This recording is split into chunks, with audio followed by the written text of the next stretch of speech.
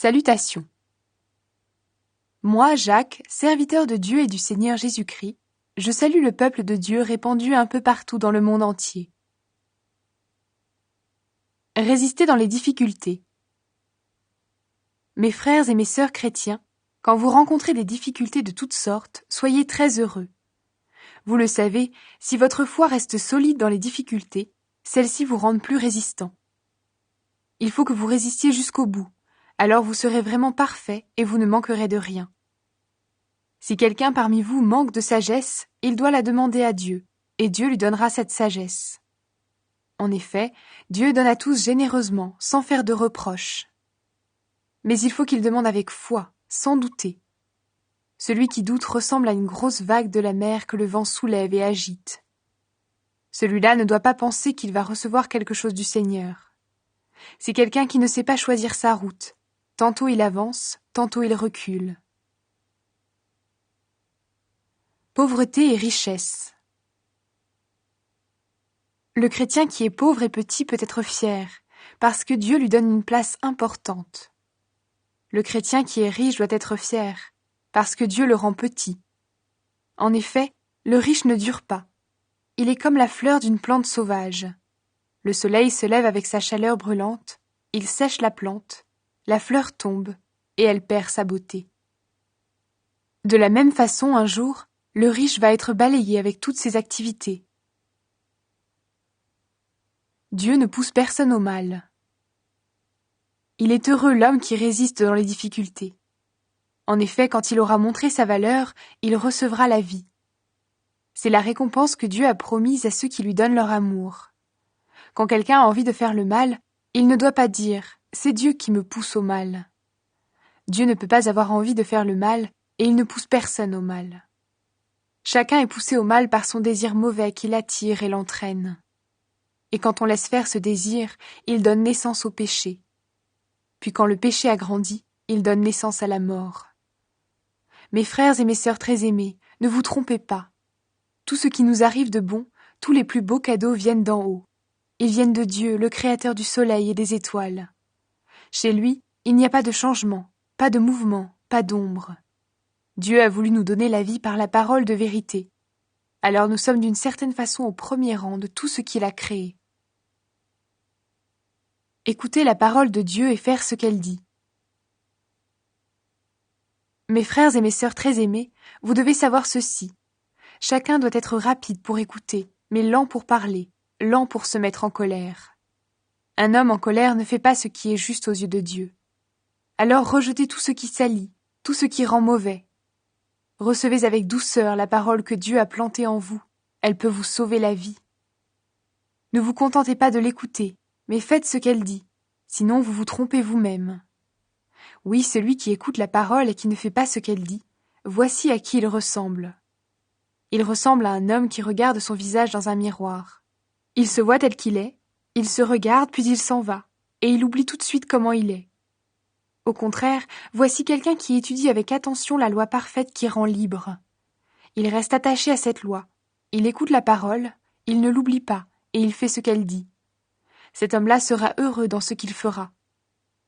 Si quelqu'un croit être un bon chrétien, mais n'est pas maître de sa langue, il se trompe lui-même, et sa façon de pratiquer la religion ne vaut rien. Aux yeux de Dieu notre Père, voici la façon parfaite de pratiquer la religion. Prendre soin des orphelins et des veuves dans leur malheur, ne pas se laisser salir par les choses du monde.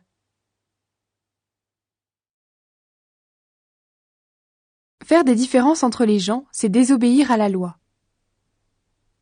Mes frères et mes sœurs, vous croyez en Jésus-Christ, notre Seigneur plein de gloire.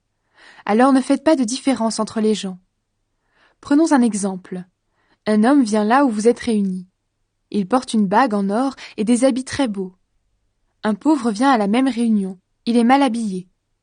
Vous montrez plus de respect à l'homme qui porte les beaux habits et vous lui dites « Vous, asseyez-vous ici, à cette bonne place !» Au pauvre, vous dites « Toi, reste debout !» ou bien « Assieds-toi là, par terre, à mes pieds !» Quand vous agissez ainsi, est-ce que vous ne faites pas des différences entre vous? Est-ce que vous ne jugez pas avec un cœur mauvais? Écoutez, mes frères et mes sœurs très aimés. Est-ce que Dieu ne choisit pas justement ceux qui sont pauvres aux yeux du monde? Il veut les rendre riches en leur donnant la foi. Il veut qu'ils reçoivent le royaume promis à ceux qui ont de l'amour pour lui. Mais vous, vous méprisez les pauvres. Pourtant, qui vous écrase? Qui vous traîne devant les tribunaux? Ce sont les riches, n'est-ce pas? Ce sont les riches qui se moquent du beau nom que Dieu vous a donné. Les livres saints disent « Aime ton prochain comme toi-même ». C'est la loi du royaume, et si vous obéissez à cette règle, vous agissez bien. Mais si vous faites des différences entre les gens, vous péchez, et la loi de Moïse vous condamne parce que vous désobéissez.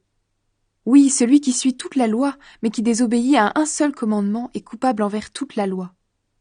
En effet, Dieu a dit « Ne commets pas d'adultère ».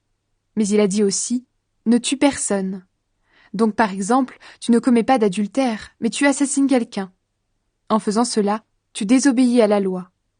Parlez et vivez comme des gens qui vont être jugés par une loi qui rend libre. Oui, au moment du jugement, il n'y aura pas de pitié pour ceux qui n'ont pas eu pitié des autres. Mais même quand Dieu juge, il est plein de pitié. Croire sans agir fait mourir la foi. Mes frères et mes sœurs, quelqu'un dira peut-être « Je crois en Dieu ». Mais s'il n'agit pas pour le montrer, cela sert à quoi? Est-ce que cette foi peut le sauver? Par exemple, un frère ou une sœur n'ont pas de vêtements, ils n'ont pas à manger tous les jours. Parmi vous, quelqu'un leur dit « Allez en paix, allez vous habiller et bon appétit ». Mais ces paroles servent à quoi si vous ne leur donnez pas ce qu'il faut pour vivre?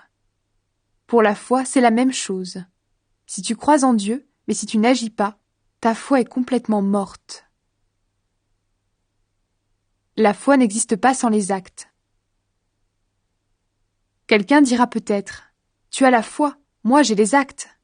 Je répondrai « Montre-moi comment ta foi peut exister sans les actes, et moi, je vais te montrer par mes actes que ma foi existe. » Tu crois qu'il y a un seul Dieu? Tu as raison. Les esprits mauvais le croient aussi, et même, ils tremblent de peur. Tu es stupide. Est-ce que tu veux la preuve que la foi sans les actes ne sert à rien? Abraham, notre ancêtre, comment est-ce que Dieu l'a reconnu comme juste? C'est quand il a offert son fils Isaac sur l'autel, n'est-ce pas? Tu vois, sa foi agissait par ses actes, et ceux-ci l'ont rendue parfaite.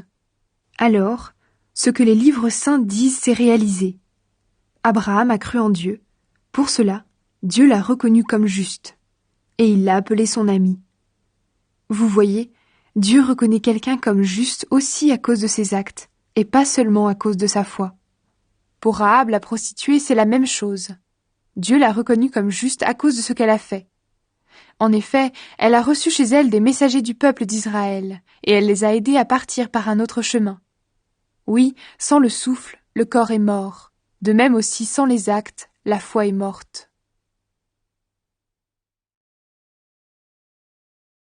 Le pouvoir de la langue. Mes frères et mes sœurs, ne vous mettez pas tous à enseigner. Vous le savez, nous qui enseignons, on nous jugera plus sévèrement que les autres. Nous faisons tous beaucoup d'erreurs. Si quelqu'un parle sans faire d'erreur, il est parfait. Il peut être maître de tout son corps. Quand nous mettons une tige en fer dans la bouche des chevaux pour les faire obéir, nous pouvons diriger tout leur corps. Regardez les bateaux. Ils sont grands, et ce sont des vents très forts qui les font avancer. Pourtant, c'est avec un petit morceau de bois qu'on les dirige, et ils vont là où le pilote veut. La langue, c'est pareil. C'est une petite partie du corps, pourtant elle peut se vanter de grandes choses. Regardez, il faut seulement une petite flamme pour mettre le feu à une grande forêt. La langue aussi est comme une flamme, c'est là que le mal habite. Elle fait partie de notre corps et elle le salit tout entier. Notre langue met le feu à notre vie, de la naissance jusqu'à la mort. Ce feu vient du lieu de souffrance lui-même. Les êtres humains sont capables de faire obéir tous les animaux, bêtes sauvages et oiseaux, serpents et poissons. Mais la langue, personne ne peut la faire obéir. C'est une chose mauvaise qui ne reste jamais tranquille, et elle est pleine d'un poison qui donne la mort. Avec la langue, nous chantons la louange de notre Seigneur et Père. Avec elle aussi, nous jetons des malédictions aux êtres humains que Dieu a fait à son image. Bénédiction et malédiction sortent de la même bouche. Mes frères et mes sœurs, cela ne va pas. Est-ce que la même source fait couler de l'eau douce et de l'eau amère? Est-ce qu'un figuier peut donner des olives? Est-ce qu'une vigne peut donner des figues? De même, une source